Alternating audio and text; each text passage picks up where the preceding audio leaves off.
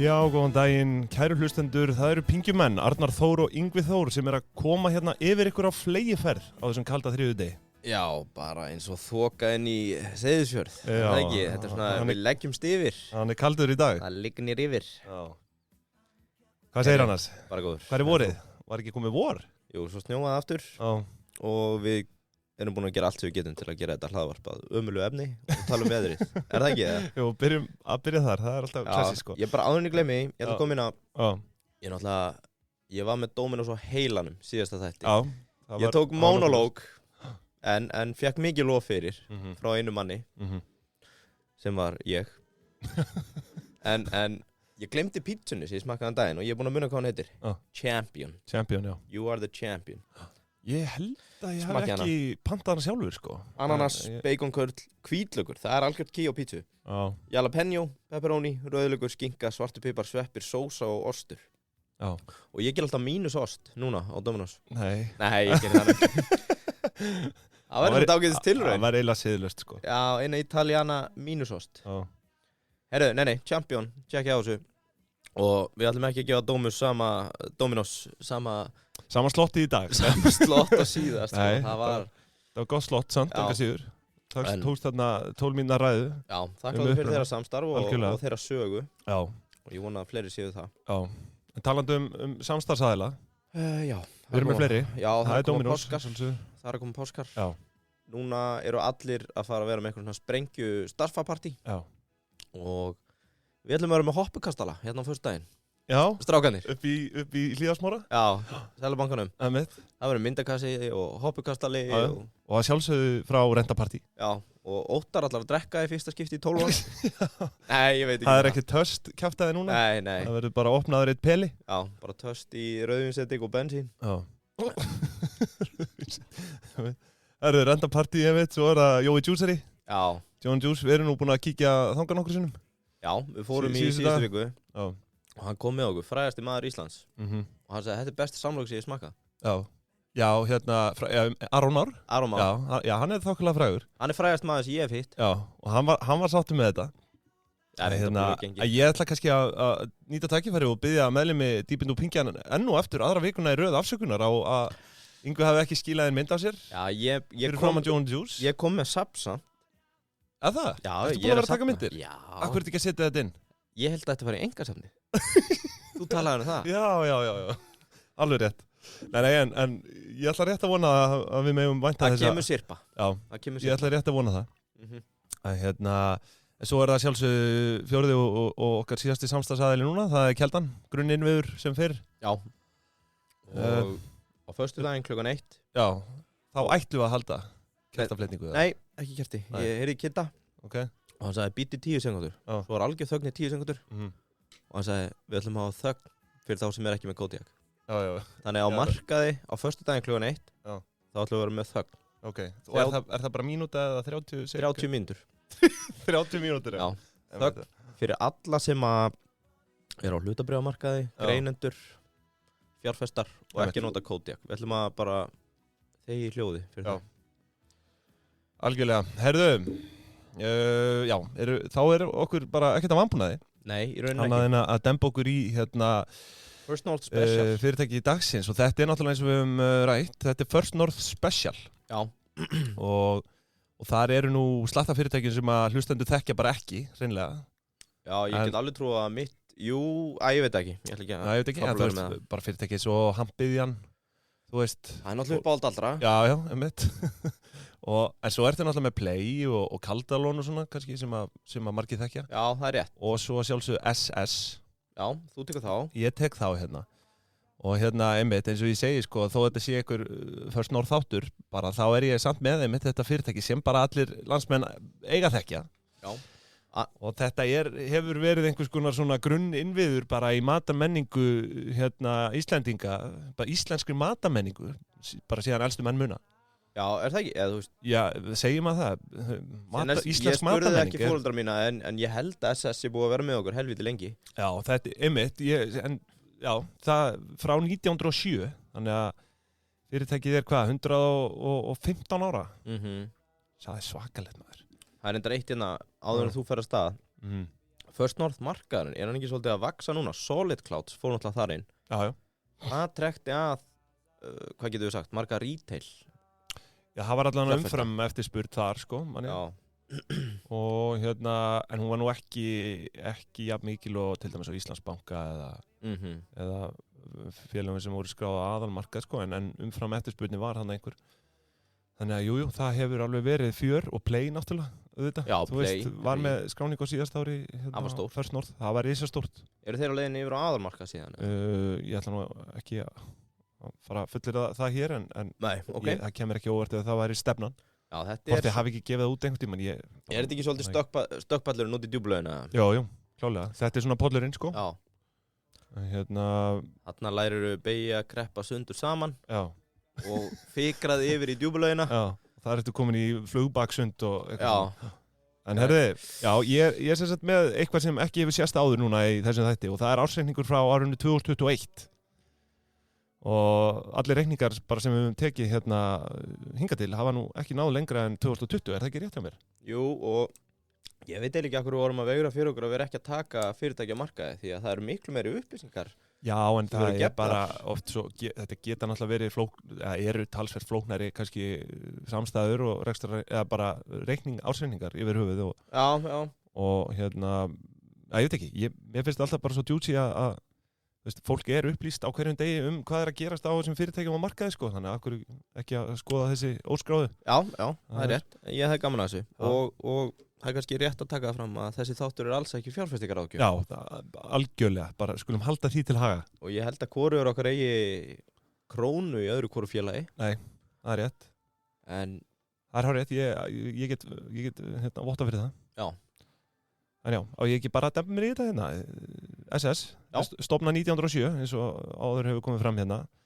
Félagið var áður á opnum tilboðsmarkaði en hefur núna frá árinu 2011 verið á þessum umtalaða First North markaði en einungis að hluta til. Það er einmitt, þú veist, kannski verðt að benda það áður en lengra haldið að eignarhald félagsins, það er tvískipt. Þá er það í eigu bænda annars vegar og svo almennra hluthafa hins vegar en samkvæmt áskýrslu félagsins fyrir 2021 þá kemur fram að eigendur og stoppsjóði A-deildar í lok árs hafi verið 2232 talsins sem eru þá bara bændur eða svona svo kallar búvöru framleiðendur. En svo það þessir hluthafar í stoppsjóði B-deildar sem eru þessir almennu hluthafar og þar fer Birta lífeyrissjóður með stærstan hlut eða 33,71% og þeim næst Landsbanki með 20,61% hlut. Og þessi umræddi stoppsjóður B-deildar, það sem sá hluti eignarhaldsins sem skráður á First North markað og bara þar ganga hlutirnir kaupum og sölum, sko. Ok. En mér finnst áhugavert að koma inn á það að frá því við hófum þessa serju, þá hefur markaðsvirði þessa B-hluta SS sem á First North hækkað 82%. Á hvað við byrjum hvenær einhvern tímann í miðjan febrúar, byrjum febrúar, miðjan febrúar. Og sko, það stendur í dag 400 milljónir króna, sem sagt markaðsvirðið. Já. Með við 200 milljónir útgefna hluti og verð per hlut á 2 krónur. Já. Og sko, veltan með bréfin nú alveg óttalega lítil en magnið í kringum 1200.000 hluti samtals yfir síðustu 3 mánuði og þetta náttúrulega langsamlega lægsta markaðsvirði sem finnst á First North markanum þó að SS sjálft séu þetta talsvert verðmætara en þessar 400 milljónir sem B-hlutin er. Ok, skýrist þetta þá að því að það er bara einhver hluti af fyrirtækinu á markaði? Já, það er þessi B-hluti, sko. Já. Sem A-hlutin, eins og ég sagði á hann, í eigu þessara bænda. Já, þetta gerir það verkum að, já, ok. Já. Yes. En svo, þú veist, þetta í skipt í stoppsjóð A og B og ég held að stoppsjóður A einhverjar 350 milljónir og stopphluti B kringum 180 milljónir, sko. Þannig að það má áætla, sko, út frá því að virði félagsins sé, sko, 34% virði þessara B-hluta sé 34% af þessu stoppdóti en þú veist 400 milljóna markaðsvirði og þú veist, þá þetta 1,2 milljarður heildar markaðsvirði félagsins, sko, ef við ætlum að taka mark á því og það er nú ekki ekki svakalega. Þá er ég nú hræddur að þetta sé eitthvað undirverðlegt þarna á First North, en Getur það verið það? Nei, þú veist, nei, ég ætla ekki að vera hérna... Fimmföld gírunin í SS í lok þáttar, eða? Ég ætla ekki að vera að byrja á einhverju sprengjum, en eins og ég segi, með að við stofnféð, þá er þessi B-hluti 34% af heildarstofnféð. En já, ég vil kannski taka það fram að þetta er samstæðureikningur sem ég kem til með að fara yfir í dag, en SS á 2 dótturfélög og eitt svo kallar hlutdeildarfélag, en dótturfélögin eru Reykjargarður HF sem heldur utan rekstur Holtakjúklings og svo er það Holt og Gott EHF sem er svona fyrirtæki sem sérhæfir sig í fullvinnslu á fersku grænmeti og salatblöndum og hvaðina. Svo er hlutdeildarfélagið Orkugerðin EHF sem vinnur mjöl og fitu úr sláturúrgangi og já, er bara eitthvað að bræða kjöt, ég veit ekki. Já, bara... Er það ekki einhvern veginn þannig sem það virkar? Já, ég meina heimsmarkaðsverð á mjöl og lýsi er bara þokkalegt, þannig að þú verður að búa til eitthvað úr öllum sem verðmætum sem falla frá. En þessi samstæðureikningur sem ég er að fara yfir, hann tekur til þá SS og beggja dótturfélaga ásamt þessu hlutdeildarfélagi. Eitt sorry, og því er inn á heimasíðunni, þeir eru skráðir með vörumerki Pedigree. Varstu búin að taka því, sem er hundamatur og eitthvað? Já, þau eru vissulega í einhverju svona innflutning, þau eru með... Já. Sorry, bara þau eru með hundanami og fleira skemmtilegt. Já, það er alls konar, þú veist, þetta er flókin rekstur og þau eru meðal annars með 1944 og fleira svona vörulínur undir sem ég er ekkert sérstaklega að taka fram, endilega. Eða, Hvað er þinn uppáhaldsbakki? Ég var mikið í kjötbólunum. Kjötbólum? Já, kjötbólu og mús, kartöflumús, það var svo gott. Lasagna megin. Já, en já, eins og ég segi, þú veist, þessi ársreiningur getur verið svona talsvert flókin á köflum og það er vissulega á nægu að taka. Ég mun reyna svona að stikla á einn stóru og ég mögulega get, en annars vil ég endilega bara hvetja hlustendur sem vilja bara kljúa þetta niður í atóm bara til að renna yfir reikningin, því að skýringarnar eru svona ansi ítarlegar og það er eflaust að grafa upp einhverjar svona skemmtilegar upplýsingar sem að munu ekki koma fram í þessari yfirferð. Ok, skemmtilegt. Herru, dempum okkur bara í þetta, ársreikningur 2021, að samstæðureikningur öllu heldur. Það kemur fram í ársskýrslu félagsins í ávarpi forstjóra, hans Steinþór Skúlasonar, að á liðnu ári hafi félagið náð vopnum sínum aftur eftir erfitt rekstrarár 2020 og þau hafi skilað sinni bestu afkomu fyrir fjármagnsliði í 115 ára sögu félagsins, hvorki meira en ég minna. Var hann trolleraður á þessum aðalfundi? Áttu mér að tolleraður? Tolleraður segi ég, trolleraður. Já, ég veit ekki, það hafa nú ekki gengið sögur af því, en tolleraður. Ég held þó að það sé nú ágætis ástæða til að kætast yfir því, því ásendingurinn er svona nokkuð langlegur. Okay. Ef við byrjum bara á tekjunum, þá eru þau að velta tæpum 13,2 milljörðum króna sem eru 15,1% vöxtur frá 2020. Og þau hafa verið að velta á bilinu svona 11 til 12 milljarða á ári. Síðustu svona 5-6 árin svo hér eru að taka bara nokkuð myndarlegan kipp. Ég átti ekki vona svona mikilli sölu til að vera hreinskilin, en ef við skoðum bara samanburðarfélög þá má sjá að SS er bara kóngurinn í þessu ríki. Þessar tölur eru reyndar frá 2021 þar sem að samanburðarfélögin, tölurnar frá þeim eru frá 2020 fyrir ekki. Já. Út af því að samanburðarfélagin hafa ekki skilað inn ársreikning fyrir 2021, en Ali sem að fer undir nafnu með fyrirtæki sem heitir Síld og Fiskur EHF, þeir eru að velta 2,6 milljörðum. Norrlenska, eins og við þekkjum, sem er þá Norrlenska matarborðið HF, sem eru þá meðal annars með Goða og Kea og fleira. Þau eru að velta rúmum 4,8 milljörðum. Svo er það Kjarnafæði HF eða Kjarnafæði Norrlenska HF er að velta 3,6 milljörðum króna. Og kannski að taka það fram að Kjarnafæði og Norrlenska hafa verið saminuð núna í dag. Já, akkurat. En þú veist, ef við berum bara saman þá tekjur SS árið 2020 við þessi félög, þá má sjá að þetta ár var SS að velta bara jafn miklu og þessi 3. Þannig að, þú veist, sem eru, 11 milljarðar. Svo þú sér það að vægi SS á þessum markaði er náttúrulega alveg bara kjarnorkuð þungt, Já.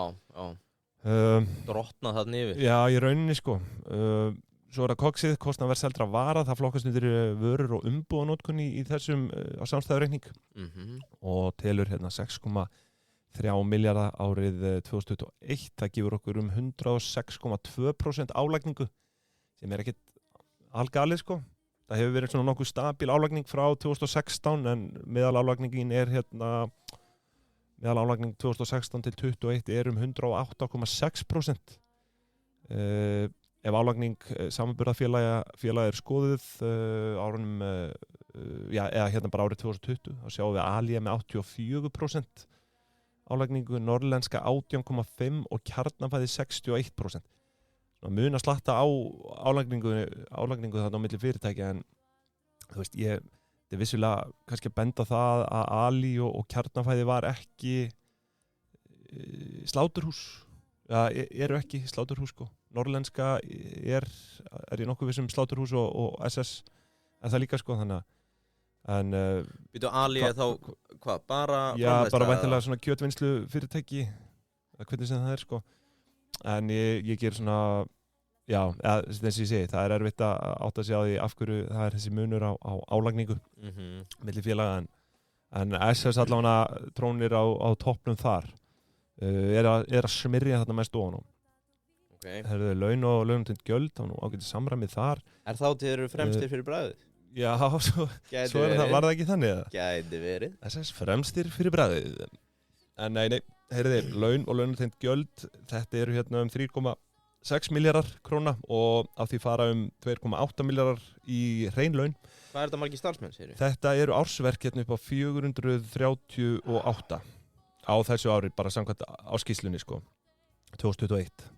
En það gerir 536.000 krónur á meðaltali á mánuði á hvert starfsmann sem er bara allt í lagi, við höfum alveg séð það talsvert verra meðal annars í síðasta þætti. Til samanburðar það voru raunlaun hérna á hvert starfsmann hjá Ali 535.000 krónur minna, Norðlenska 565.000 og Kjarnafæði 523.000.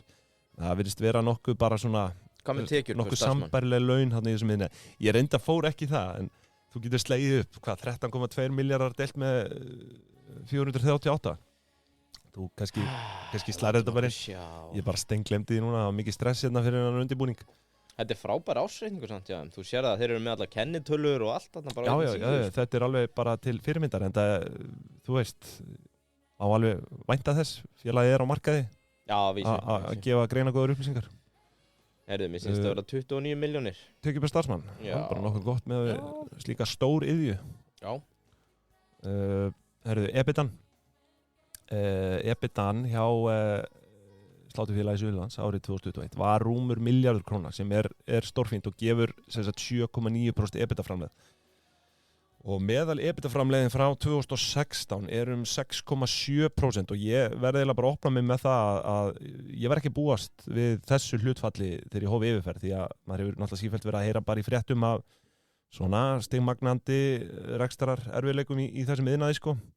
Allavega hjá bændum, þú veist, nána kannski En býttu hvað sér, finnst þér þetta að vera látt eða hátt? Nei, þú veist, mér finnst það bara svona betra en ég átti von á sko. Já, 6%? 6,7% EBITDA meðal framleið, þú veist, frá 2016 til 2021 sko. Því að maður hefur verið að heyra bara af erfiðleikum í þessum rekstri og öðru sko, þú veist. Já, ég er bara eitthvað svo seafood based, mér finnst það er alltaf þessi mantra að þú tekur framleiðin út í vinnslunni þar sko. En mögulega er það ekki þannig í kjötinu sko. Nei. Þeir eru náttúrulega ekki komið með þessar marelvélar og hvað veit maður og ekki sami massi, en ok. Nei, en eins og ég segi, þegar ég fer inn í þessa yfirferð, þá býst ég bara við að það sé allt í hakkinu að þetta sko. Þegar þú komst á SS? Já, þegar ég kom á SS þá einmitt átti ég vona því. En hérna, ef við skoðum hérna samanburðarfélag, EBITDA-framlegð árunum 2016 til 20, að meðaltali, þá er Ali með 3,4%, Norðlenska er með 2,6% og Kjarnafæði 2,8%. Þannig að enn og aftur er SS þarna kóngurinn, er þarna höfuð og herðar yfir. Er bara að gera talsvert betur og verið standa bara ágætlega af í rekstrinum. Þá er það, hvað ætlaðu að segja eitthvað? Nei, ég er að velta þessu fyrir mér hluta á hópurinn hjá þeim. Maður bara ekki nógu mikið inn í þessum bransa, þekkir það. Þetta voru hvað, 2000 bændur? Já, 2200 og eitthvað. Er þetta bara einhver svona KS, kaupfélag skagfirðinga, er náttúrulega með mikið af bændum fyrir norðan? Er SS þá bara bændastjættin á Suðurlandi og Norðlenska og Kjarnafæði fyrir norðan og þetta er eitthvað þannig sko. Þetta er einhver svona union sko. Þessi mikið bíf það millið það? Já, kemur ekkert óvart að geti hafa anda köldu þetta einhvern tíma. Það væri kannski gaman að fá upplýsingar, ef einhver hefur upplýsingar af því. Hver er ástæðan fyrir að þeir bera höfuð og herðar? Er það SS-pulsan eða er það eitthvað annað, sko? Já, svo er það. Hreinn hagnaður upp á 233 milljónir króna sem er bara glæsilegur viðsnúningur eftir tæplega 260 milljón króna tap hérna á árinu 2020. Þannig að þau eru með hagnaðar hlutfall upp á 1,8% sem er nú ekki kannski það hæsta sem við höfum séð en þó þeirra besti árangur síðustu 5 rekstrar ára. Þannig að já, en bara eins og ég segi, rekstrarreikningurinn lítur bara ágætlega út, myndi ég segja. Og veist, EBITDA upp á miljard og hreinn hagnaður upp á 233 ár, bara stór fínt. Herðu, þá er það efnahagsreikningurinn, ég ætla að hafa hann í boði Renta Party í dag. Alright, time to party. Og við bara byrjum á því að leggjast yfir eignirnar hérna. Þá eru fasta fjármunir, tæpur 6,5 milljarður. Og þar af er langstærstu hluti varanlegir rekstrarfjármunir sem eru bókfærir hérna 5,9 milljarða.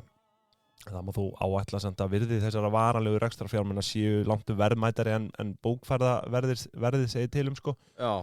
Í líftíma félagsins hafa til dæmis verið eignfærðir varanlegir rekstrarfjármunir fyrir 10,6 milljarða og að því 7,1 milljarður af fasteignum á lóðum sem er til að mynda með fasteignamat upp á 5,1 milljarð og vátryggingamat upp á 12 milljarða sko. Þú veist, þetta er svona full mikið sprettand á milli sko. Já. En það má gera ráð fyrir að sko, ég veit til þess að þau eiga nógu lóðum þannig kringu Selfoss og eru bara með lóðir á mörgum stöðum sko. Þau eru náttúrulega á geggjum stað þannig að bara þegar þú keyrir inn á Selfoss. Og það er náttúrulega ekkert fastegnamat sem næri yfir virði þessara lóða sko. Segjum bara ef að Selfoss myndi expanda og þurfa að byggja íbúðablokkir eða hvernig sem það er sko. Þá er þetta náttúrulega bara orðið tífalt virði sko.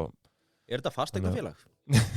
Já, þú veist, að einhverju leyti, klálega. Þú veist, þeir eru með hérna sem ég segi, búin að kaupa í líftíma félagsins búin að eitthvað 7,1 miljard af fasteignum á lóðum þannig að það má alveg koma því að sko. Já, og leigur eignir, já. En með þetta fasteignamat og vátryggingamat sko, það var nú kannski ber að varast að taka mark á þessum tölum í blindni en ég vildi bara koma sér frá mér því að þetta stendur vissilega í ársreikningnum. Já. En vissulega þá eru þau að færa hérna bara eins og proper fasteignafélag svona matsbreytingu á fastafjármunum undir hérna það sem heitir endurmatsreikningur sem fellur undir annað bundið eigið fé. Er það ekki skylda hjá fasteignafélagum? Líklega sko. Já, þú veist, jú, hjá fasteignafélagum sko, en þú veist, þetta náttúrulega er ekki kannski skilgreint sem fasteignafélag. Í mínum bókum, það var bara fasteignafélag í dag. En það má áætla að þú veist að það sé á einhvern hátt tekið miða af raunverði fasteignana á hverjum tíma. Í ársreikningum sko. Ætli er eigið þarna upp á höfða líka? Ég bara þekki ekki þeir voru ekki með yfirlit yfir fasteignina sko. En ég veit til þess að ég hef heyrt út undan mér að þeir eru þarna með lóðir í kringum Selfoss og þar og bara eru með bara flottar lóðir. Hvað er þú að hanga þannig að maður heyrir svona út undan sér? Maður er með eyru allstað. Já. En herru, svo er það veltufjármunir. Það er nú alveg smá ritgerð hjá mig þar sko. Sko veltufjármunir eru þetta eru tæpir 4,2 milljarðar. Og það ber helst að nefna þá kannski vörubyrðir sem eru helmingur af veltufjármunum eða 2,1 milljarður. Og þá náttúrulega tökum við velturhraðan. Ég var að segja, segðu mér að það taki velturhraðan. Hvað myndir þú halda að taki langan tíma fyrir lagerinn að endurnýjast? Þeir eru náttúrulega, þeir eru alveg að hanga mörgum tonnum þarna milli ára sko, af fristu kjöti og fleiru. Já, sko, djöfull, ég hef verið til í að, hverju gafstu mér ekki svona viku að hugsa út í þetta? Já. En sko, út af því að það blandast svo margt inn í hérna. Þeir eru náttúrulega bara að slátra einu svona ári, eða ekki, eins og öllu sauðfé. Já, þetta er svona vertíð, sko. Já. Þeir eru þarna held ég frá ágúst, seft, okt, já. Já. Svo eru náttúrulega alltaf fréttirnar, þarna með að við séum að henda byrðum að kjöti og þetta safnast upp í gámum. Þannig að mér langar að segja að sé nokkuð lágt. Ok. Bara segjum 8. 8? Já. Það væri þá eitthvað svona 40 daga fresti eða svona eitthvað þannig? Já. Nei, þú ert aðeins, þetta er velturhraði byrða upp á 3. Það er sérst 120 dagar ári. Já, ok. Sem að má alltaf að lagerinn sé að endurnýjast, sko. En til samanburðar, sko, því að þetta er ekkert galin pæling hjá þér út að kjarnafæði til dæmis með 8,3 sem þetta á 44 daga fresti. Ég hélt að vera að spura Kjarnanfæði. Svo ertu með Ali 5,14 71 daga fresti og Norlenska 3,9 á 93 daga fresti. Það er bara allir gangur á þessu. Þetta er náttúrulega fristivara. Já. En já, ég veit ekki. Þetta er, já, svo blandast náttúrulega svo margt inn í. Já, það er svo margt inn í þessu. Svona rekstur, sko. Já, þú veist, þau er að selja margt meira heldur en bara kjöt, sko. En skemmtilegt, þannig að veltuhraði byrða hjá SSE legstur af samanburðar fyrirtækjunum. Já. Okay. Og eiginlega bara bæja mæl, sko. Já. Það er hérna, það er kannski Norlenska með 93 daga, meðan SSE með 120. Það er gaman að þessu. Alveg fáránlega gaman. Svo er það tekið, ríka. Svo er það hérna, sko, svo eru viðskiptakröfunar.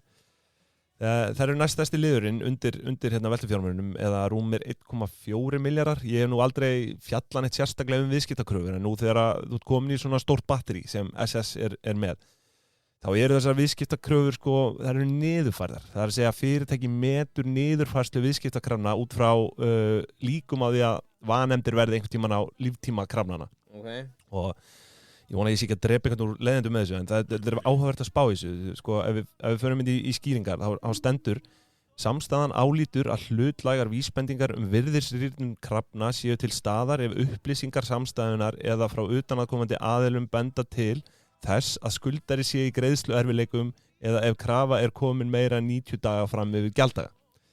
Og þetta er þessi kröfustýring sem að stærri fyrirtæki þurfa að díla við. Okay. Og þetta er að gerast reglulega hjá þessum stærri fyrirtækjum að þau er ekki að fá greiddar kröfur sem þau eiga inni. Og bara sem dæmi þá tapaði SS 15,5 milljón á árinu 2020 sem er kannski ekki mikið í stóra samhenginu. Ég meina, þú heyrði það ekkert upp úr götunni. Nei. Þannig að hérna, en þau sýna hérna í skýringum, sko, skemmtilega töflu þar sem þessir niðurfærslu útreikningar eru útskýrir, svo ef fólk hefur áhuga að kynna sér þetta nánar, þá er bara að gera kíkja í skýringarnar, nánar tiltekið liður 13 í skýringum. Já, ég ætla að taka það frá í kalendar hjá mér að gera það ekki. Þú bara hefur þetta eins og veist. Já. Hérna, svo til að bara binda enda á veltufjármunina, þá stendur handbært í tæpum 564 milljónum sem er bara ágætis lausafjárstaða eða pingjustaða, if you like. Cash. Já, og þannig að bara til að sumra upp heildareignir þá standa þær í rúmlega 10,6 milljörðum króna. Þetta er veldi. Sem er slatt af eign. Já, þetta er veldi. Ég held að það sé óhætt að segja það. Kjötveldi. Skuldir, langtíma skuldir, þær standa í 2,5 milljarði inn í bankanum, búin að tæma útlána heimildar sinna þarna á þessu. Að því eru 1,2 milljarður sem voru teknir að láni núna þetta árið 2021. En þrátt fyrir það voru einungis keyptir hérna rekstrarfjármunir fyrir tæpar 400 milljónir, þannig að en ég tek samt eftir því að þau eru að borga niður aðra langtíma skuld fyrir rúmar 850 milljónir króna, svo það er spurning hvort að einhvers konar endurfjármögnun sé að ræða hérna. Þessar upplýsingar er ég að fá úr seðilstreyminu, einhver. Það er margt þetta að lesa út af því. Já, það er, já þarna er það. Svo eru þetta hérna einhverja fleiri skuldir, leigu skuldbinding, tekju, skatt skuldbinding, ég ætla ekki nánar ofan í það, en svo er það skammtíma skuldirnar, tæplega 1,8 milljarður, það eru það bara viðskiptaskuldir og aðra skammtíma skuldir, langt stærstu hluti þarna. Ég ætla ekki dýbra í það, frekar en venjulega. Nei. En ég ætla eins og var dýbra ofan í skammtíma greiðsluhæfið sem fyrir og það er óhætt að segja að það standi SS nokkuð vel af í og raunar best af samanburðarfélögum. Ok, enn og aftur og veltufjárhlutfallið er hérna 2,37 og sem er bara stórfínt og svo er það hérna lausafjárhlutfallið. Það er harðari mælikvarði á skammtíma greiðsluhæfi. Akkurat. Og það stendur í 1,17. Og þú veist, þetta er í rauninni bara eftir svona að vera staða, myndi ég segja. Með stóran og flotta rekstur að vera yfir ásnum. Þannig að já. Ég er ekki með veltufjárhlutföllin hjá hinum félögunum. Ég er reynd að punta einhvers staðar niður hjá mér en ég ætla ekki að vera að eyða tímum mínum í það en þau voru lægri. Já. Þau voru öll lægri. Ok. Og svo er það skuldahlutfall samstæðunar, það er 49,7%. Það sleppur alveg. Hefur reyndar verið að hækka svona ár frá ári frá 2016-17 gæti verið Eiginfjárhlutfalli? Nei, skuldahlutfalli. Já. Þannig að eiginfjárhlutfalli fer þá lækkandi á móti. Já, akkurat. Það gæti verið hættulegt svo sem en við verðum bara að bíða og sjá. Ætti slókanið að vera fremstir fyrir fleira en bragðið? Því að þeir eru fremstir öllum sem samanbyrja. Þú getur sendt mail á þá. Já, fremstir fyrir veltufjárhluta. Ok, það má leggja þetta fyrir nefnd. Já, til að byrja þetta saman, þá er Ali hérna með 41,6% skuldahlutfall, Norlenska 83,7% og Kjarnafæði 81,6%. Okay. Þannig að hérna kannski stendur SS ekki best að vígi þarna hvað skuldahlutfall var það er náttúrulega Ali með 41,6% en þú veist, svo er það, hvort er betra að vera hærri eða lægri. Það verður bara að velta á tíðaranda hvers ár sko. En já, þá er það EIF, óráðstaf EIF upp á rúman hérna 3,5 miljard. Þar er annað bundið EIF 955 milljónir króna. Það er reyndar skráð sem 1242 hérna í skýringum. Ég alveg áttaði mikið á því en þetta er sem sagt meðal annars þessi stærð sem heldur utanum áðurnefndan endurmatsreikning fasteigna. En svo er hérna heildar eiginfjárstaða í rúmum 5,3 milljörðum. Þannig að þetta er bara, þú veist, ég myndi segja bara ágætis staða sko. Þú veist, og ég ætla ekkert nánar ofan í efnahagsreikningin.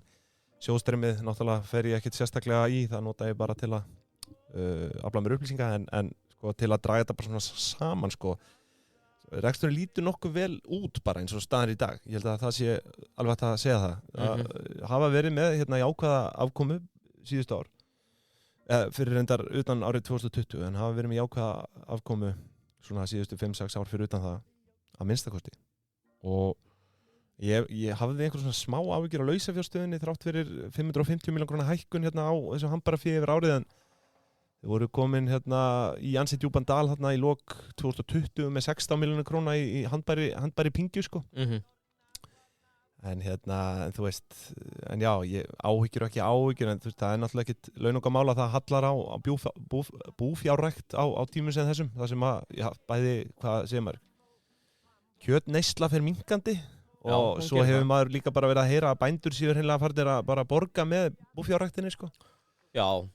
Og þú veist, það má að einhverju leiti segja bara að þetta sé hugsjóna fólk sem hló í gær. Já, og þau HSHG. Já, það er nýtt. Það er svolítið staðan sko. Já. En þau mögur líka eiga það í SS að þau hugsa þetta sko við okkar kynslóð, við erum svo gröða og græða pening á morgun eða eftir ár sko. Ég sé að þau eru hérna með leigusamning til 74 ára. Já, einmitt. Þú sér það, við myndum aldrei koma eitt á slíkt. Getur glimt. Já, þannig að þau eru að hugsa þetta bara í áratugum, ekki árum sko. Einmitt sko. Þannig að þeirra tími gæti verið að fara, en hann gæti komið aftur sko. Þau ættu kannski að byrja að fjárfesta í NFTs eða eitthvað? Já. Huga því? Kaupa land í gegnum NFT? Ég veit það ekki. Við erum eitthvað virtual. Já, en hérna Herru, ég verð samt, sorry, haldt áfram. Ég ætla að beðast afsökunar. Já, ok, ég ætla að klára þetta hérna. En ég ætla sko að nefna, þú veist, eins og ég segi, með þetta það halli á, þú veist, samkvæmt árskýrslunni hérna 2021 er augljóð svona downtrend í sláturinn á þá, já, sauðfé, svínum og nautum. En svo er það hérna kjúklingur og hrossakjöt, það hefur verið á einhverju uppleið, sko. Hrossalund, það er náttúrulega geðveikt, sko. Já, en svo eru þau náttúrulega, þau eru líka að flytja út kjöt, svo þrátt fyrir að það Íslendingar leggi kjöti til hliðar, þá held ég að verði nú alltaf markaði fyrir íslenska lambið. Já, svo kemur túristinn aftur og... Já, en svo er líka annað ágefni, eða sko, þú veist, bara fyrir SS er að, hérna, bændun tekur að fækka. Ég fletti hérna upp, sko, nýlegri spá Hagstofunnar. Það er reiknað með 61% samdrætti á störfum í landbúnaði, skógrækt og fiskveiðum til ársins 2035, sko. Ég ætla að kála huge bullshit á þetta Hagstofu dæmi. Þetta eru 13 ár, sko, og 61% með þess að það nú fullangt gengis. Þessu skógrækt? Skógrækt verður fastest growing industry hérna á næsta árum, sko. Gaurinn sem að skrifaði þessa skýrslu á Hagstofunni. Hann á að leita sér að nýri vinnu. Þetta er ekki... Það eru skýr skilaboð. Þess fyrir utan, þú skellir ekki þessu þrennu saman, sko. Þau eiga nú alltaf 1944. Ég er að fara að hringja í Skógarþröst og við erum að fara að lobbya gegn þessu bulli, sko. En ok, allavega með bænduna, ég gúttir að það, sko. En skógræktin er bara á leiðinu. Já, ég er sammála því. En svo er þetta bara, þú veist, eins og ég segi, þessi ársreikningur svona, hann svona gaf mér smá von fyrir hönd SS, þú veist, með við þessa fréttir sem maður er búin að heyra. Þú veist, þetta er að malli hagnaði og og þú veist, þetta eru svo sem fínar kennitölur hjá þeim Já, og þetta að ganga virðist ágætlega sko, en eins og maður segir, maður veit ekkert hvað framtíðin ber í skauti sér sko, og Þetta er undir högg að sækja og Já, það er náttúrulega það líka Beyond Meat, innflutningur náttúrulega alltaf stöðu krafa En svo held ég, það er miklu meira áhyggjuefni að bændur séu bara hreinlega, þú veist, þetta er orðið svo lágt verð sem þeir eru að fá fyrir skrokkana sko, og það er náttúrulega, því að þú veist, bændurnir eru SS, skilur, þeir eru að skaffa þeim skepnunum sko, og ef þeir hætta þá er þetta búið fyrir SS sko, þannig að það er áhyggjuefni, þannig að við viljum bara hvetja fólk til að fara í búfjárrækt. Já, ég líka, þú veist, markaður mun leysa það, mögulega bara vantar meiri samþjöppun, ég má ekki segja það, en að einhver taki á sig að vera með kannski einhverja starðarhagkvæmni í því að vera með 1000 kindur, ekki 8 eða 20 eða hvað það er sko. Þannig að það mun rétta sig af. Já, en annars bara flott, þú veist, þetta er ekkit svona sérlega hlutfarslega djúpar pingjur sko, en þau eru allavega, þau eru umsvifamikil í fjárfestingum. Þetta er bara út í búð. Bara eignir og út allt, lóðir og fasteignir og ég veit ekki hvað sko. Já. Svo er jáfnvel spurning hvort að, þú veist, nú er þetta eins og ég segi ekki fjárfestingaráðgjöfin, er ekki alveg hægt að svona áætla það að þetta sé eitthvað hálfu undirverðlegt, jáfnvel þrátt fyrir þess 82% hækkun á síðasta 1,5 mánuði. Já, erum við að koma seint að því partí? Nei, ég veit ekki, ef við tökum sko þetta stoppfé sem að eru 180 pluss 350 milljónir, 180 af því eru B-hluthafarnir sem er á First North, var þetta 34%, það er verðmætið á 400 milljónir. Og þú veist, og þetta er 1/3 og ef við deilum Ok, það er einhver djús sem er núna bara spillast yfir okkur sko? Ef við deilum 400 með 0,34 þá er þetta tæpur 1,2 milljarður í markasvirði á félagin í heild, sko. Sem er mjög lágt. En auðvitað veit ég ekkert hvernig þetta skiptist, þú veist, innbyrðið, sko, ársreikningurinn sýnir það í rauninni ekkert hvort að B-hlutin hafi forgangsrétt af einhverjum eignum eða öðru, sko, þú veist. Eða fattar mig? Nú er ég aðeins að leika mér. Við vorum með milljarð í EBITDA, eða ekki? Jú, ég er að segja, þú veist, við EBITDA markvældin þetta er 1,2, sko. Ef við tökum markasvirðið út frá þessu dóti sem ég er að gera, sko. En þú veist, það er, eins og ég segi, auðvitað er þetta ekki, þetta er engin ráðgjöf. Nei. Svo er náttúrulega veltan engin á þessum bréfum, sko. Þannig að, þú veist, að bera að varast það. Já, ég meina, þú getur lendið því að fara inn og komast ekki út aftur. Það er svolítið staðan, sko. Það er bara staðan og það er réttilega ábending. Já. Það er ekkert, við erum ekkert að tala undir rós hérna, sko. Nei, og ég meina, það er bara hlutur, til dæmis eins og einn íslenski Elon Musk, sem er með okkur á skrifstofu. Já. Hann heyrði að ISP bara hækka, keypti. Já. Svo kemur smá slag og hann seldi strax. Já.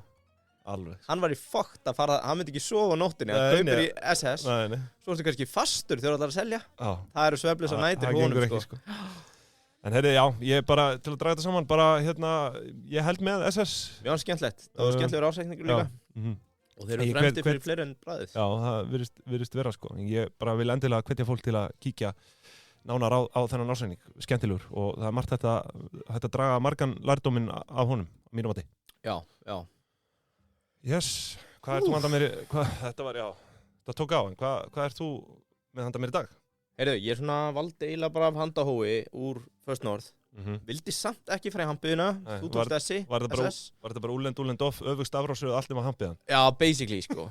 Og kom nýr á Kaldalón og var bara eitthvað, við vorum með fjárfestingafélagin daginn og nenni ekki einhverjum svona fastegna stúsi, það er engin djús í því. Nei. Þannig ég valdi Klappir, grænar lausnir. Já, takk. Ég held að það sé eitthvað sem hlustendur hafa svona séð, búin að vera að hækka eitthvað á markaði, en fólk velti því fyrir sér, hvað í fjandanum er þetta? Já. Þá er það á réttum stað. Já, akkurat. Það finnur reyndar hérna tvennum sögum, nei, sko, já, allt í góðum. Þeir eru að vísu þetta ár niður 3,73%. Nú var það? Já, upp síðastliði mánuð 3,33% og þetta er náttúrulega bara ævintýralega lág velta í kringum þessi bréf, þannig að Þetta er, eins og við segjum, þetta er penny. Í upphafi skal endinn skoða og mitt síðasta niðurlagi þessum þætti var af hverju er þetta fyrirtæki á markaði. Þannig að þá er ég búin að koma að því að ég þakka fyrir mig. En þeir eru vissulega innan árs búin að hækka alveg slatta, sko. Þú veist, þetta er hérna... Ekki samkvæmt Kidda og Keldunni. Jú, það er 1 ár. Já, 1 ár, rétt, já. 12 mánaða tímabilið er 19%. Fóru hérna niður í 10, sko, og er í 15 núna. 55% ávistun hérna á einhverjum svona 9 mánuðum síns mér. En já, látum ekki tefja þig. það reynda þegar þú segir það, af hverju Kitty í Keldunni að reikna með 19%? Já, Kitty að skýta þetta? Já, það er bara, já. Heyrðu, við hérna, það fyrir okkur ekki vel að reikna í beinni, en... Nei, það hefur aldrei gefið gott að sér. Nei. Heyrðu, allavega, EHF-ið, Klappir grænar lausnir, stofnað árið 2015, en þetta svona, sáingstað að stofna 2014, 15, skiptir ekki öllu máli. Já. Ef ég bara elta ársreikningin, þá hérna fyrsta tekju ári sem sagt kemur 2016, þannig að við bara höldum okkur við það að fyrirtæki sé stofnað 2015 og svo fara alltaf stað eftir það. Ég veit af hverju þetta er 19,23% innan árs, það er bara verið að tala um akkurat ár frá deginum í dag. Já, akkurat síðustu 12 mánuði. Já, ok. En sko, þannig ég gefur svona smá samantekt. Ég vil í rauninni bara kalla þetta fjölskyldufyrirtæki sem að svona já, þú veist, átti þannig að doktor Jón stofnaði Marorku 97, fer út úr því hérna eitthvað rétt eftir hrun, bara held ég með fínan skilding, búin að byggja upp flott fyrirtæki og ástæðan fyrir þessi fjölskyldufyrirtæki er að síðan sko 2015 þegar þetta stofnað þá er þetta eignarhaldsfélags í hans eigu og barnanans, þannig að já, en sko Klappir og laust fyrirtækisins er umhverfi stjórnunar hugbúnaður sem á að mæla alla helstu þætti mengunar í virðiskeðju fyrirtækja.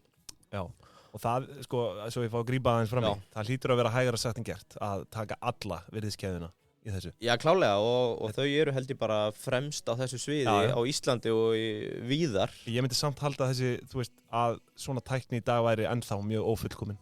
Að geta haldið utan bara losun fyrirtækis bara. Já. Þeir eru væntanlega einhver svona meðaltöl sem er verið að vinna með og metrikar og... Já, þú veist, svo mikið af reikningunum í kringum þetta er alltaf bara meðaltöl. Já.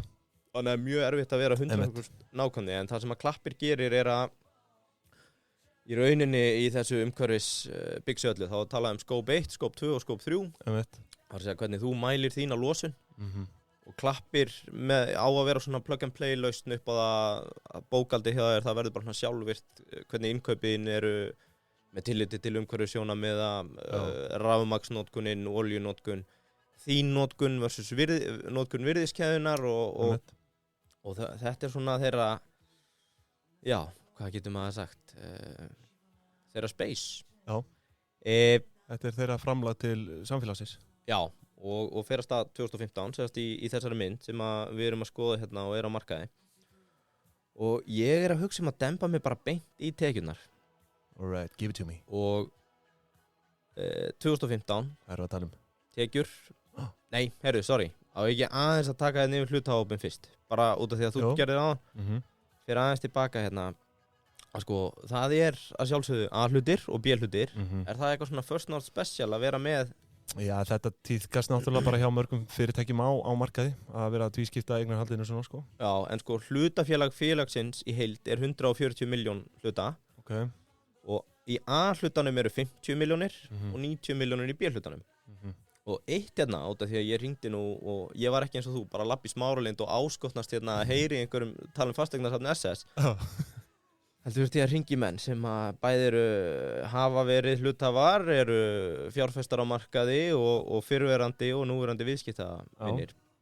Það er eitt sem slær hérna í auga, atkvæðarétturinn 96% er ennþá hjá Kvistar eignarhaldsfélagi inn á stoppfyrirtækjunum. Já. Og þar að leiðandi leyfi ég mér að kalla bara fjölskyldufélag því að stofnandinn og eigandi þótt þetta sé á markaði og hann á meiri hlutan í fyrirtækinu. Þá er hann í rauninni ennþá með öllu völd upp á atkvæðisrétt að gera. Er hann þá í þessum A-hluta? Já, hann er í A- og B-hlutanum. Já. Og á semst 48 miljónir af 50 í A-hlutanum og 18 af 90 miljóna B-hlutanum. Já, þannig að það er í rauninni A-hlutin sem veitir hann atkvæðisrétt. Já, virðist vera. Og hlutafar félagsins eru 305 og fækkað 3 frá ársbyrjun 2020. Allavega, þá voru við svona búin að fór bara í þetta hérna fjöldi hluta 90. Já, það er B-hlutin. Já, það er allt félagið á markaði. Öðru sem SS, þar var bara B-hlutin. Já. Þannig að það eru báðir hlutar og þetta er markaðsvirði upp á 1,4 milljarða. sem meira heldur en vinnur okkar SS henda á markað. Já, svona miðað við þessar forsendur sem ég gaf Já, mér, að já. stofnverðið væri forsenda eignarhaldsins, sko. Akkurat. Ég var ekkert að spá þessu. Nei. 2015, tekjur 0. 2016, tekjur 123 milljónir. 2017, 185. 18, 238. 2019, 311 milljónir. 2020, 321. Og 2021, tekjur 380. Fyrir startup, þá lítur þetta helviti vel Ég elska að þú sétt að taka söguna núna. Já, eins og ég hef alltaf gert, sko. Já, nú breytum við Við erum eiginlega að skipta hlutverkið. Já. Nú tók ég bara einn ársreikning, sko. Þess vegna ég ekki alveg í mínu náttúrulega umhverfi. Nei. En ég að reyna að búa til. Þér. Já. Og það Byrja vel. Segja sko, og blaði lítur þetta helviti vel út. Hvaða startup sem þú veist fer með tekjur úr 0 upp í 123 ár á fyrsta ári. Og svo með þennan stöðuga vöxt ár eftir það. Já. Það ekkert mörg sem þú getur bent á hérna á Íslandi, sko. Nei, líklega kannski ekki beint úr, ég veit ekki. Og þú veist. Það hefur nú svo sem séð alveg. Þetta náttúrulega bara félagi vexti og lítur drullu vel út. Og EBITDA félagsins, beraðismerkið þetta sé líka félagi vexti, var neikvæð framan af. 72 miljónir 2016, 1,4 2017, jákvæð 2018, 36 miljónir, neikvæð 2019 og svo jákvæð aftur 2020. Og svo núna 2021 sem nýjast árið, jákvæð 72 miljónir. Og núna ætla ég að segja, svona lítar hlutinir út í fljótu bragði. Og ég bara svona rendi yfir þetta helstu lykiltölurinn sem maður gerir inn á keldunni, bara sér svona hreyfingarnar fram og tilbaka. Prenta át reikningana og komið fyrir og ég var með eina samloku frá Jóa. Hún prenta út ársreikningin og það þetta svona eins og ég mynd, sko, það lag smá safi á blaðið. Og þar tók ég eftir einu lið sem heitir aðrar tekjur. Jóa djúsara? Já. Og sem sagt, þetta bara býti inn að spicy tuna. Það lekur á ársreikningin og ég svona þurrka og þá sé ég aðrar tekjur. Já, var það þannig sem þú kostaði? Já. Ok. Og ég, aðrar tekjur, spes. Vá, þetta líka svolítið stórt hlutfall af tekjum. Ok. Hvað ætli sé? Heyrðu, fyrir árin 2015 til 2020 þá aðrar tekjur verið frá 39 upp í 47% af tekjum félagsins. Ok. Og þá fer maður að spyrja, af hverju þetta aðrar tekjur? Já, ok, auðvitað þetta aðrar tekjur meðan þetta minnuhluta, en þetta ansi gildandi í reikningi félagsins. Heyrðu, þá kemur í ljós að þetta eru styrkir sem að félagi hefur verið að sækja. Já, þetta náttúrulega einmitt, svona umhverfis eitthvað. Já, og ég meina ekkert að því, auðvitað þau að sækja þá styrki sem eru í boði. Ég hef bara aldrei séð svona hátt hlutfall, ef við tökum hérna 2017, 52 miljónir í styrki, 2018, 76, 2019, 97, 2020, 89 og núna síðasta rekstrarár 111 miljónir í styrki sem 42% af tekjum klappa. Það svakalegt hlutfall.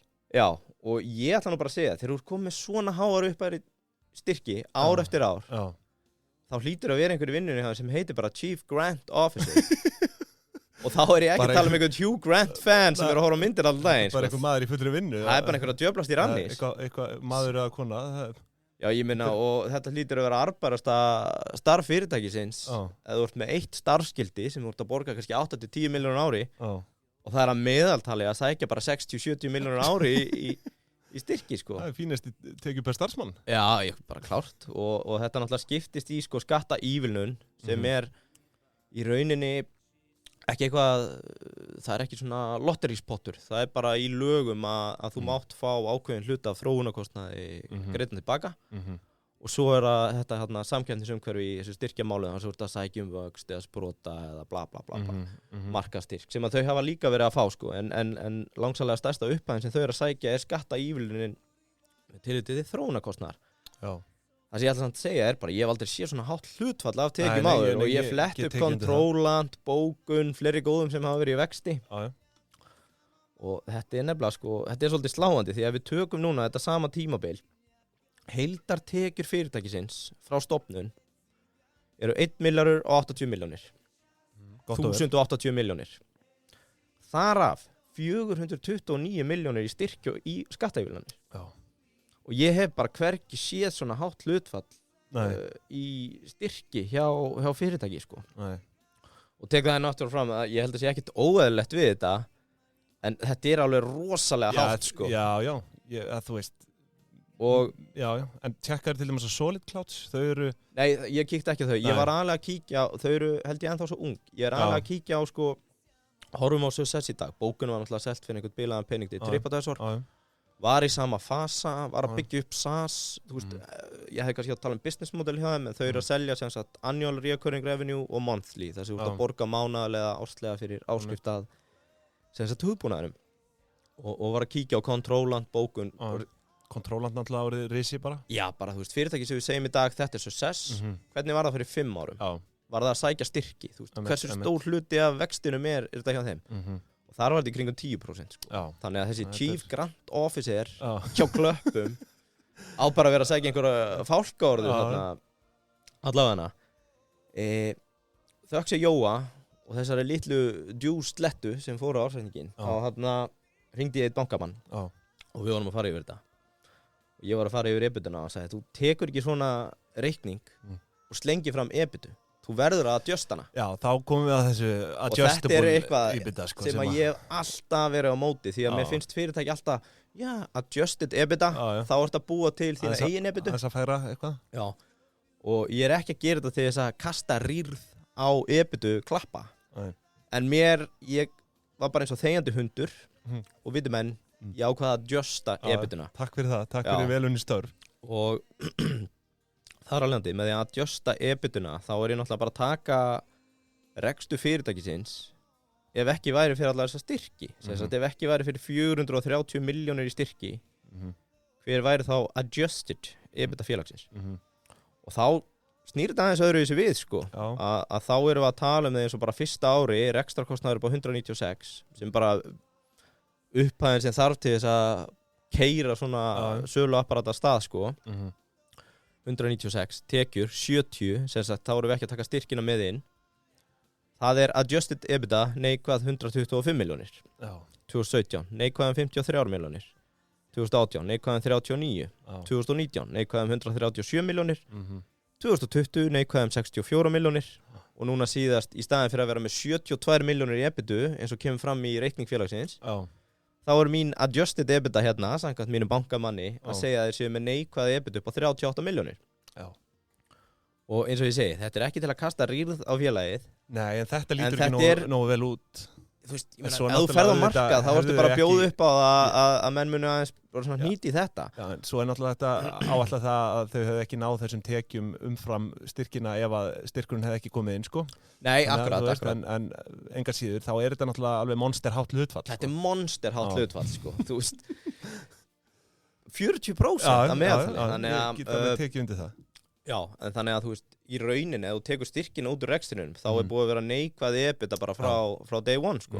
Og þetta er þessi aðlagaða EBITDA, eins og... Já, og mér er meinilla við hana, en það er ágætt að setja hana fram í þessu samhengi, sko. Því að við eigum ekki að skapa þannig umhverfum, finnst mér, að þú hefur bara alltaf að geta gengið að vísa að fá niðurgreiðslu frá ríkinu. Já, einmitt. En eitt líka með eins og tekjurnar og þetta er náttúrulega hluti af þróunarkostnaði, þannig að þú ert að leggja í kostnaði við að búa til hugbúnaðinn og ert að fá í rauninni skattaívilnun út frá því, tengst ekki. En já, þannig að þá var maður svona, það sem að var leit út fyrir að vera svolítið smooth sailing, alltaf að segja í byrjun, sem sagt bara hvernig þetta búið að vaxa og tekina EBITunar. Það er aðeins verið að taka sig aðra mynd í yfirferðinni hjá mér, sko, bara wow, tjóðlita mikið af... Þöks í þessum dropa frá Jóa Djúsarama. Já. Þetta var einhver vitundavakning. Já, og þá er ég svona eiginlega tæmdur rekstralega síðan fyrir þessi ár og ég kem inn á, sko, út af því ég er ennþá að finna minn rytma í því sem ég er að gera. Að þá kem ég inn að 2021 aftur meira onni koksið og laun og bla bla bla. En þessi 2015 til 2020 líti aðeins á eignirnar og fyrir að spurja mig, sko, ok, þau eru með alla þessa styrki til að kæra sig áfram. Það er svona þeirra vítamínsbrauta. Bensín, já. Og eru raun að tapa pening ár eftir ár. Ég binn í bankanum bara að gýra þau alveg upp í rjáur. Maður velti fyrir sér hvernig sækja alltaf fjármagn. Lánastofnanir líta á þetta, sko. Já, því að þú veist, handbært fé lítur ágætlega út í lok hvers ás. Og já, við getum sagt, ég meina, þetta tekið óstur, já, eignir fara úr 15 milljónum í 490, sem bókvarðar árið 2020. Sem er þá bara væntanlega einhver færður þróunarkostnaður. Já, býtu, hvaða eignir eru þetta? Jú, óefnislegar eignir eru 88% af fasta fjármununum. Og það er hugbúnaður og viðskiptavild. Já, einmitt. Og býtu, hér eigum maður aftur upp stóru. Viðskiptavild. hvernig getur jafn ungt fyrirtæki Já. verið með svona rosalega hátt hlutfall í Já. viðskiptavild? Mér hefur aldrei líka vel við eitthvað sem heitir Nei, þú viðskiptavild veist. í ásetning. Ég meina, Ég er bara þólið ekki. við vorum ekki í hruninu og öllu því hafari, nei. en svona Það var ein hafari. sagan sem maður heyrði alltaf eftir hruni var hvað viðskiptavildin var alveg Já. ótrúlega há í bókum fyrirtækja. Já. Þannig þetta er svona hrunstærð sem að vekur upp augu og stóru augu og til að útskýra þetta og kemur þetta inn árið 2017 við yfirtökun á Arc Technologies og er sem sagt bókvart á 125 af 276. Þetta er 45% af óöfnislegum eignum er yfirtaka á Arc Technologies 2017 og ef ég fer núna bara hérna aðeins hvað er Arc Technologies þá var ég með það hérna að það er annað félag sem var sem sagt í eigu fjölskyldunar, bara eiginlega sömu eigenda og Brunnur kom þar inn sem sagt vaxtasjóður, er svona nýsköpunarsjóður með 300 milljónir og segist exita 2017, þannig að Klappir 2017 kaupa þetta Arc Technologies sem að dótturfyrirtæki í eigu í rauninni sömu eigenda og svo Brunns og þá kemur eitt svolítið áhugavert í ljós. Það er náttúrulega afskráð þarna 2017, skiladagsningin úr ásetningaskrá. Það hét Klappir EHF 2011 og 12 og var í rauninni alveg nákvæmlega sömu styrkja súpu árin fram að stofnun Klappa. Það sem að... varst ekki að segja að Klappir hafa verið stofnað 2015? Jú, þetta er nefnilega þetta fyrirtæki. Já, þetta er það sem að ég veit ekki, þetta verður svolítið svona Mango Django, sko, það er mikið að gerast. En hvenær var það fyrirtæki stofnað, þetta sem var afskráð 2017? Sko, það er nefnilega steikt að þetta er stofnað Íslenska orkuverið EHF árið 2000, heitið það til 2006, þá verður það Amelia EHF og er það til 2011, þá verður það Klappir EHF í 2 ár, semst 11 og 12, svo verður það Arc Technology til 2016, þegar Klappir græna lausnir kaupa það. Og ok, þannig að saga Klappa í rauninni hefst í dag kannski hefst einmitt löngu fyrr. Þetta er athygli, þetta er juice. Já, þetta er juice. Jói bara hann frussar úr honum. Það bara lekur alla smáralinn juice. Hann sem sagt sko Klappir græna lausnir kaupa Arc Technology en ef þú skoðar sögu Arc Technology þá hét það Klappir 2011. Einmitt. Og náttúrulega eigendahópurinn í rauninni sá sami sko, þannig að kannski verið bara samin einhverja og taka út einhverja samlegið eða hvað það er. Allavega, long story short. Þetta er sem sagt viðskiptavildin sem hvílir á bókum félagsins og gerir það að verkum að þú veist, eignastaðan er bara svona... Verði kaupana á þessu Klappar félagi? Já, basically. Sem að var bara fjármagna með styrkjum? Já, það voru einhverja tekju líka sko. Já. Ég fletti bara aðeins í gegnum Arc Technology 16-17 svo voru ásetningarnir leiðilegir aðeins fyrir það en það var bara sami liður aðrar tekjur og ég þurfti ekkert að einhverja samlóku slettu til þess að vita hvað það var. Nei Þú varst búin að átta það. Já, ég bara heyrðu, ok, þetta er eignastaðan þannig að viðskiptavild er 45% af óöfnislegum eignum. Já, sem er 90 og eitthvað prósent sagður af eignum. Já, 88%. Já, hann ég ætla ekki að flækja fólk með tölum, þið bara renni yfir þetta sjálf. Skuldir, og eins og ég segi, maður hefði aldrei að binda í bankanum, maður er bara með fyrirtæki á gjörgæslu, miðað við svona adjusted debituna. En það er bara eitthvað smávalega langtíma skuldi við tengdaðala, nokkuð hólegt.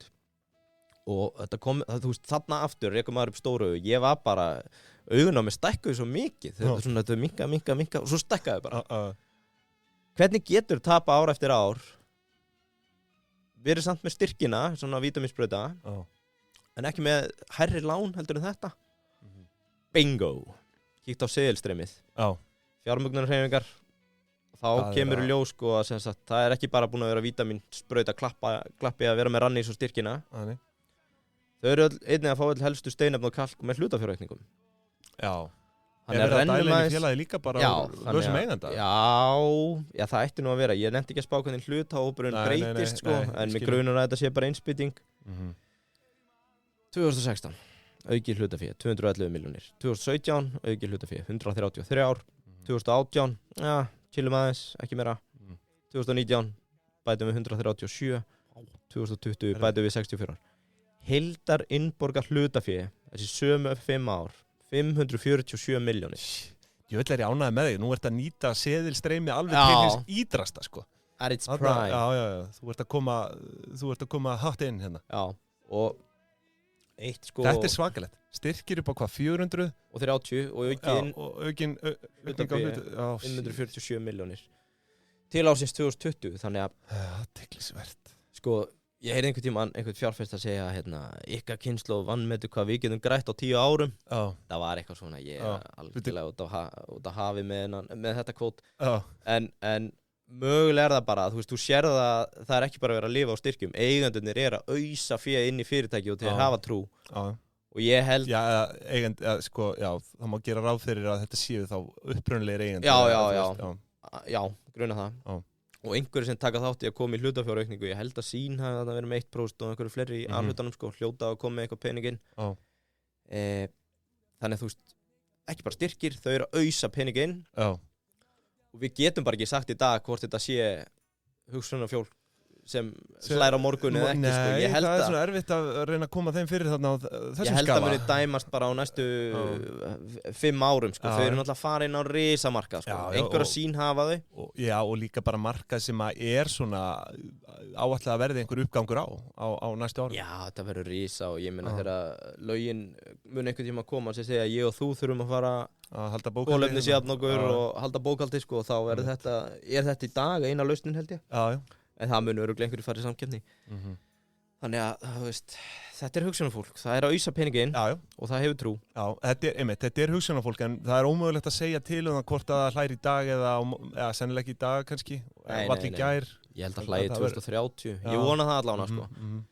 Heyrðu, þannig að slökum aðeins á. Öndum inn nefið og kíkjum á stöðuna. Reikningu 2021. Mhm. Það er ekkert svo langt síðan að hann datt í hús, þannig að ég er sömu stöð og þú. Við erum að skoða fyrstu ársreikningana 2021 í þessum þætti. Já, einmitt.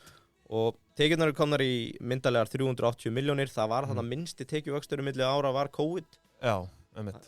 Náttúrulega frestaði, þau eru í útrás, sko. Það má alveg Mhm. taka það fram að semst hugbúnaðurinn sem við erum með er eitt svo fremst í heiminum fyrir held í kaupskipaútgerð og stærri skip.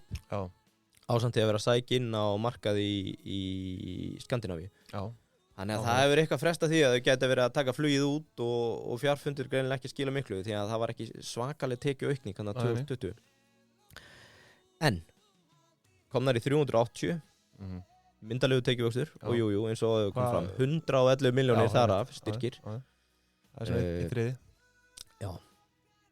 Og Hvað sagðir, 380 miljónir í tekjur? Já.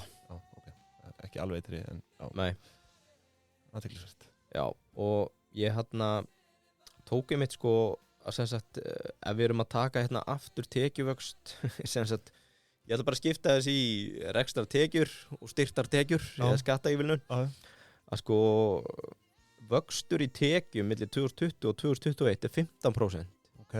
í rekstrinum. Já. En, en Chief Grant Officer hvað jók hann? er að ná sko 25% aukningu. Þannig að það má eiginlega segja Já. sko skattaívilnun sé hraðast vaxandi Já. sproti, tekjusprotin Já, skemmtilegt. 2021 sko. Það er að hitta þennan mann. Já, við þurfum bara að komast að hver þetta er. Já.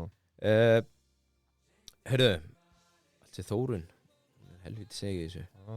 Heyrðu, ok, ég aðeins að skauta yfir sko, ég var með, ég ætlaði nú að gera þér þann greið að renni yfir.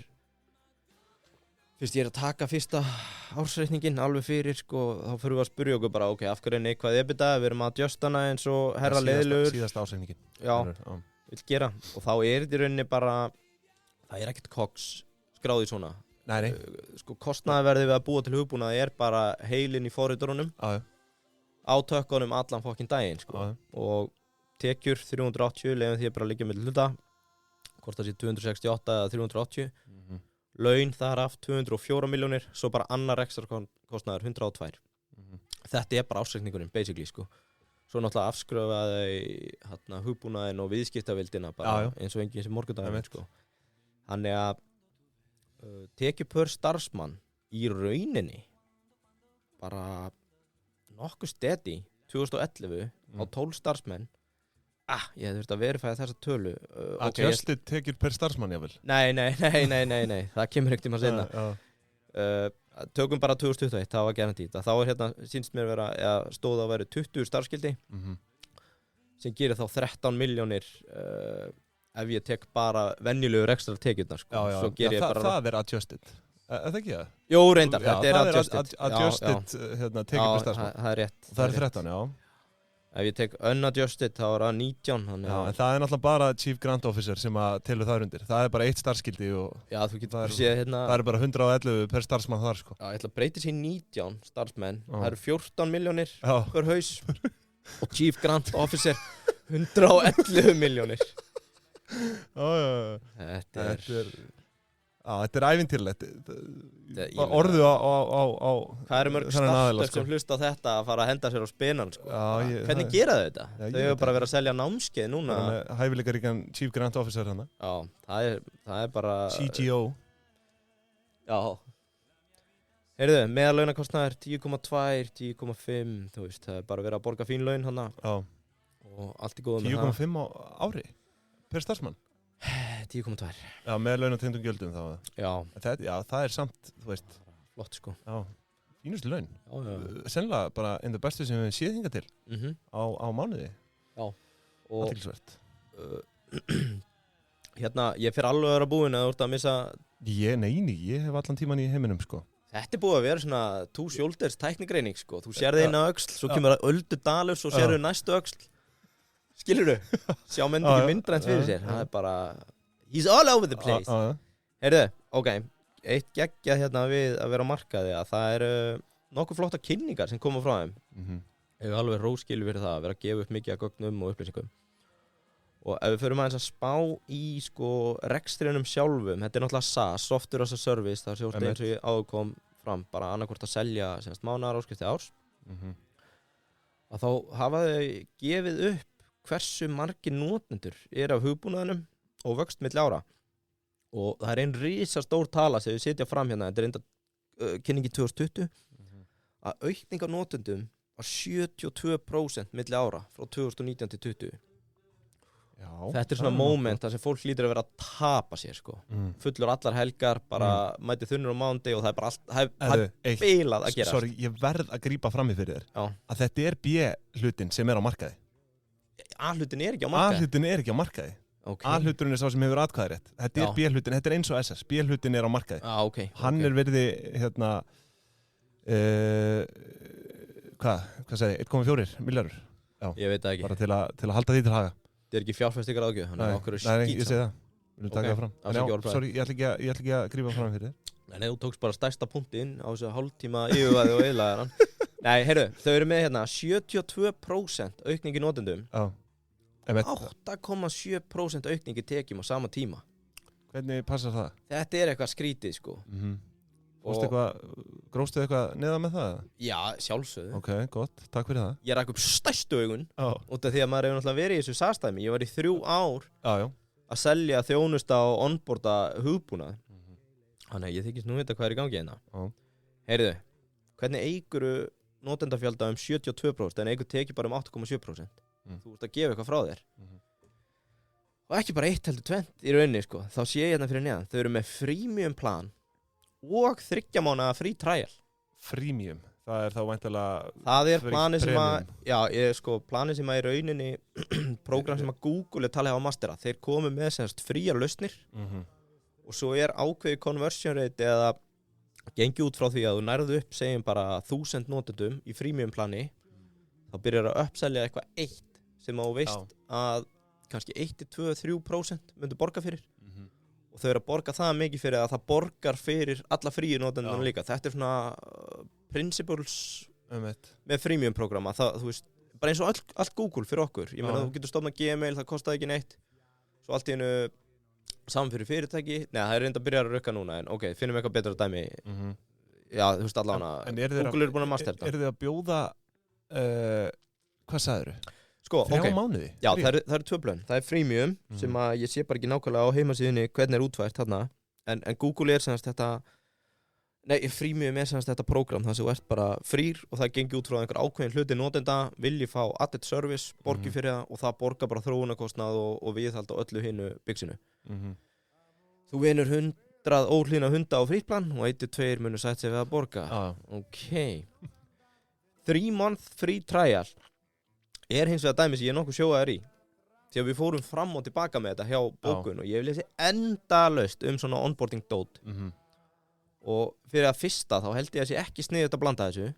Nei. Þú þarft í rauninni bara að gera upp businesslega séð sko, ætlum við að vera með frímiðum eða ætlum við að rukka. Já, einmitt.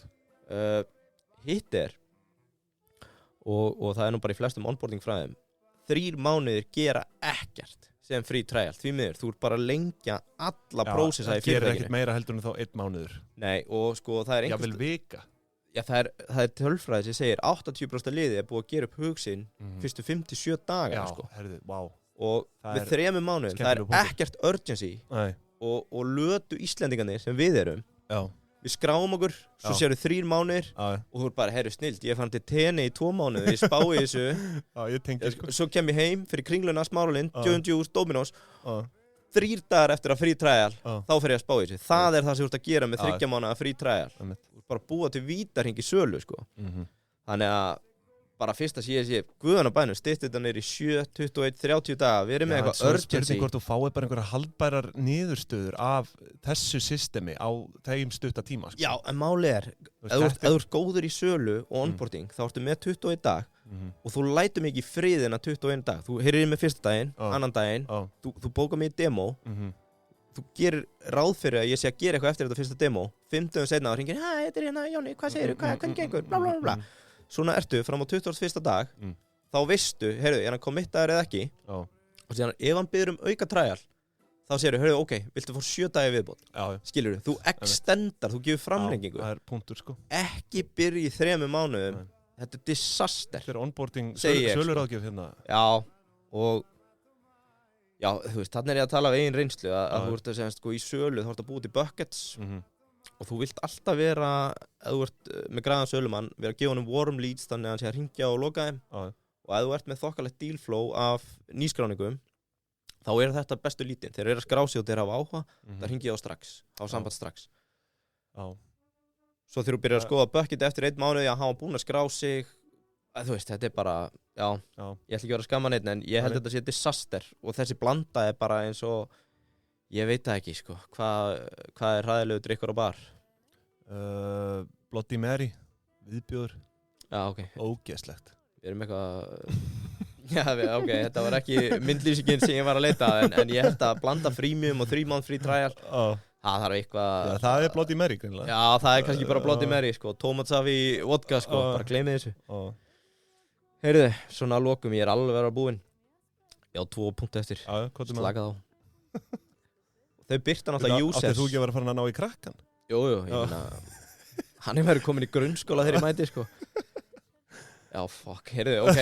Hvað með það? Já, hérna, sko, þau byrta upp notendur yfir árin. Og enn og aftur, þetta er svo myndalegt, alla vaxtatölur. Users 2016, fyrsta ár, 55 milljónir á tökum veltuna, 100 og... nú man ég hvort ég með adjusted, allavega revenue per user þarna er 1,2 miljón. Ég er væntanlega ekki að taka styrkin inn í þetta, ég held ekki. Næsta árið 2017 kom þeir upp í 700 og þau eru ennþá bara á íslenska markaðum þarna, þannig að þau eru örugglega búin að ná að metta sig helviti fljótt á Íslandi.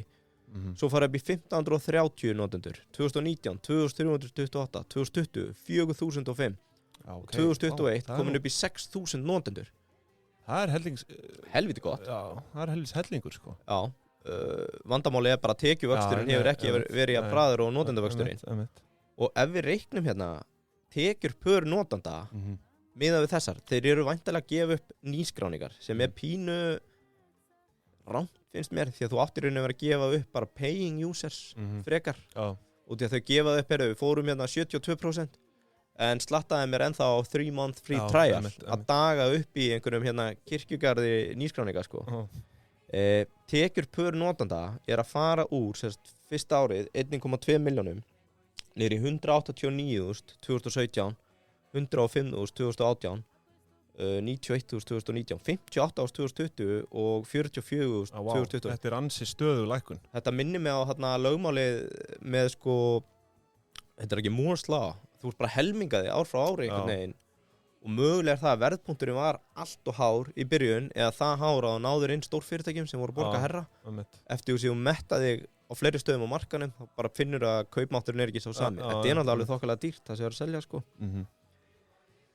Já, þetta athyglisvert. Já, heyrðu, Já, ég meit hérna, þetta algjör lokamóli út því ég var ekkert að fara í verðmat, markaðsvirði, þú mátt eiga það. Já. Það eitt hérna, einn metrik með SaaS sem heitir The Rule of 40. Og það sem sagt sko svona þumalputtaregla sett fram til þess bara svona meta stöðu SaaS fyrirtækja með tilliti til þess hversu aðlaðandi þau eru. Og svo ég segi, það ekkert fullkomið inn á mælikvarðan, hann horfir á tvennt. Hann horfir á vöxt og arðsemi, sem sagt EBITDA%.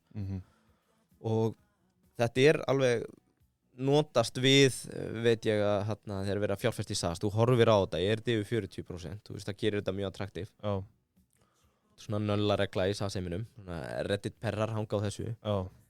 Og eins og ég segi, þetta gert með að taka tekjuvöxt milli ára og leggja við EBITDA%-ina og þú í rauninni með Rule of 40 að vega salt á milli þess að vera með mikið vöxt og aðeins minni arðsemi og þú ert að vaksa svo hratt að þú ert bara að fókusera á tekjurnar. Já. Eða vega salt að þú ert kannski komið með lítið vöxt en það mikil arðsemi, þannig að þú ert búin að metta þig í tekjuvexti fyrirtækisins en þú ert að byrja að kreista með reduce. Okay. Og til að þetta sé yfir 40% þá tekur þess að 2% og leggur saman. Og hvað gerði ég? Jú, ég tók Rule of 40. Hvað með það? Og ef við erum að taka hérna tekjuvöxtin sem sagt fyrir klappir allt til ásins 2021 að þá hann hérna, síns með 15,3% vöxtur og þá ég bara að horfa á venjulegu tekjurnar og EBITDA hlutfallið 34% samkvæmt þeirra framsetningu og 15 plus 19, þetta 34,5%. Þannig að þetta nær ekki 40% og þar að leiðandi í hópi mjög margar fjárfesta ekki aðlaðandi fjárfesting. 2020, þú þekki hvað ég að fara með þessu, 16,3%, 2019, 9,2%, 2018, 37,6% og 2017 var þetta 88%. Og það var náttúrulega því að tekjuvöxtur félagsins milli 16 og 17 að fara úr 70 milljónum í 132 sem bara rífur upp. Heyrðu, ég leit ekki þar við sitja. Nei. Því að ég tók adjusted EBITDA og laðir hana við, og kíkti á Rule of 40. Og það sorgarsaga. Við erum að tala ef við erum með adjusted EBITDA. Býttu, tók ég vitlaust hérna. Þetta átti að vera hérna the final climax of the show. Já, að þá sem sagt út af því að ég gerir ráð fyrir að EBITDAn sé þá neikvæðum 14% með að við adjustið, þá að henda tekjunum út. Að þá þetta 0,9% 2021, mínus 19% 2020, mínus 32% 2019, mínus 2% 2018 og 48% 2017. Mínus? Nei, í pluss, út af því að sko eina skiptið sem að klappir grænar lausnir sem SaaS-plattform hefur bombað sér yfir Rule of 40 sem enga veginn eitthvað sem Nei, þetta svona árið 2017, semst annað árið í rekstri þeir eru í bilugum vexti ekkert með bila tap hérna EBITDAni ekki eins og mörgunar, jú, tapar EBITDAn neikvæðum 53 ár, bara vöxturinn svo mikill Það 2017, þannig að Rule of 40 ekki að falla með þeim en að öllu þessu sögðu þá voru hinn fyrirtæki sem ég kíkti á bókun, Controlant og einhver fleiri eiginlega flest öll í sömu stöðu sko. Þetta bara taprekstur, tekjuvöxtur, þú ert að byggja upp og fyrir marga fjárfesta þá þetta einhver leiti bara attraktív að svona mikið uppsafna tap geti komið til. Já, einmitt. En við erum náttúrulega ekki að dæma það. Nei, þú veist, ég meina bara, maður búin að vera kannski pínu neikvæður á hvernig maður fer yfir þetta. En það bara út af því að augun eru búin að stækka svo mikið við að vera að rýna í það sem sett fram og tala menn sem að tengjast þessu félagi, fyrrum hluthafar eins og ég segi, fyrrum viðskiptavinir og núverandi, sko. Að sko, segja þetta laust sem hárrétt tímasett inn á marka sem á eftir að springa út. En á móti, þau eru líka svolítið mikið í öllu. Þetta hugbúnaður fyrir umhverfisvöktun? Þetta bókhald? Þetta accounting? Nýjasta að það ætla að vera kaupall fyrir einingar, að það sé að sýsla með að kaupa og selja einingar. Já, þetta náttúrulega bara... Þau eru stefna erlendis inn á skipamarkaðin. Þau eru með núna dótturfélagi í Danmörku að sækja fyrirtæki á landinu. Þannig að það svona, hvert fyrirtæki að fara, annað en allstaðar, sko. Það gæti verið dálítið svona eins og Bitcoin 2014, sko, þú veist, þetta ennþá þessi græni markaður, þú veist, Hann á eftir að springa rosalega út. óskilvirkur ennþá og þetta eru svona erfitt að mæla losanir og þú veist, þetta er bara ég hef engar áhyggjur þetta af er bara Bölva Havari sko. eins og staðan er núna, skilur við, þannig að Og kannski þetta bara dálítið í samræmi við það, sko. Þetta er ennþá líka bara þannig peningar að hérna út í einu stóra heimi, þá er þetta bara gleypt. Já. Ég finna að ég sé að King Jón Björnsson í stjórn þarna, hann framkvæmdastjóri eða forstjóri Origo. Já. Ég meina, þau myndu örugglega bara gleypa þetta ef þau vildu það, sko. Já. Svo sagt án ábyrgðar, sko. Já, því að þú veist, já. ég meina Advania, Origo hafa verið að kaupa upp minni einingar sem að hafa kannski svolítið svona verið að plæja akurinn. Ég meina, þeir eru bara að sækja helviti mikið af viðskiptavinum og það kostar allt sitt. Já. Þannig að það þarf ekki að hafa neinar áhyggjur. Handbært fé í lok hvers árs er líka 70 til 80 milljónir. En eitt hérna svona skúpp af markaði er sko að fjárfestar sem ég ræddi við hafa orðaði að snerta þetta ekki. Meðan að atkvæðisrétturinn er ennþá tæplega 95% hjá einum hluthafa. Og segja bara af hverju ætti ég vera að koma með peninga inn í þetta þegar þetta er á markaði og þetta er basically bara eins og óskráð operation, sko. Því það er bara einn aðeins stjórnar þessu. Já, einmitt. Já, einmitt, í þessum A-hluta þarna. Já. Kannski ég sló þetta upp, sko, ef ég plúsa saman hérna A-hluti og B-hluti. Því að við vorum búin að tala hérna þetta væri markaðsvirði, hvað sagði ég? Á 1400. Já, 1400. 1400.000. Það má svona áallega kannski að þetta sé, markaðsvirði á þessu sé eitthvað í kringum 2 milljarða. Það er bara svona, eitthvað ég að regna í huganum, sko. Já. Hérna, þannig að hvort það sé heil brú í því, ég ætla ekki að dæmið það. Já. En það verða bara hlustendur að dæmi sjálfur. Já, svo var það náttúrulega... Þetta er svona rúmlega 2 milljarðar einhvers. Já. Þannig að þetta er staðan, sko. En vissulega markaðsvirði á First North, þessum B-hlut, eru 1400 milljarðar til að taka það fram. En já, þetta er búið að vera áhugaverð yfirferð hérna. Þú veist, hefur eitthvað að segja að lokum klappir? Nei, ekki þannig, nema bara og þetta er... Og gera þessu þokkalega góð skil hérna? Já, ég vona það. Þetta er lengsta yfirferðin í sögu Pingjunar? Já. Ég fór deep into Pingjan, sko. Já, þú gerir það þannig. Og það var bara svo mikið sem grasseraði upp. Fyrst var það náttúrulega með aðra tekjur. Já. Ef ég hefði ekki verið með þessa samlóku í hendinni. Já, og dropinn hefði ekki dottið þetta niður. Ætli ég hefði yfir höfuð tekið þátt í þessu. Nei, svo er það, sko. Það komið svolítið svona á slóðuna og ég fór í adjusted EBITDA sem mann er ekkert vel við en mér finnst hún eitthvað við þarna. Já. Því að, þú veist, gagnvart fjárfestum þá á enginn að gerast háður styrkjum. Mér finnst það ekki rekstri, sko. Já, þótt að sé ekkert að því að fá skattaívilnanir út, þetta er samkvæmt lögum, sko, fyrir þróunarkostnaði. Þá, já, eins og eitt bent á bara, þú reiknar þetta ekki inn í EBITDA. Þetta er bara ívilnun gagnvart þróunarkostnaði og svo getur þetta verið afnumið og reksturinn getur verið fókt, sko. Þannig að horfðu bara á actual vaxtatölur undir niðri, sko. Já. Nei, ég held sér bara tæmtur, sko. Já, þá er kannski bara gott að minnast á Facebook-hópin okkar, Deep into Pingjan. Já, og þetta er náttúrulega lokað þátturinn okkar í fyrstu seríu og við svona höfum ákveðið að taka þetta eitthvað lengra. Við vitum ekki nákvæmlega í hvernig formi það verður. Við munum væntanlega eitthvað koma til með að halda áfram í ársreikningunum. Sennilega ekki kannski vikulega en við erum með fleiri hugmyndir að því hvernig við getum snúið okkur í áframhaldandi framleiðslu á Pingjunni. Það kemur í ljós. Og við viljum bara nýta tækifæri kannski og þakka dyggum hlustendum fyrir að hlusta á okkur. Já, ætlum við ekki að taka auka þátt og fara yfir tölfræðina? Já, við tökum auka þátt og förum yfir tölfræðina og það verður líklegast núna bara næsta föstudag. Þannig að fólk sem bara getur ekki fengið nóg á okkur, það mun heyra frá okkur næsta föstudag. Páskaþáttur. Já, eða ekki. Og bara lokum enn og aftur. Ég held að það sé nú. Ef þið hafið haft gaman að vera með okkur hérna fyrstu 10 þættina. Íta follow. Já. Senda á einhvern vitleysingu vinnunni hjá okkur. Já. Og benda á okkur og muna að gefa okkur einhvern. Við erum 9 reviews frá 100 reviews. Já. Það verður gaman að komast upp í 100 fyrir föstudaginn. Það verður frábært. Já.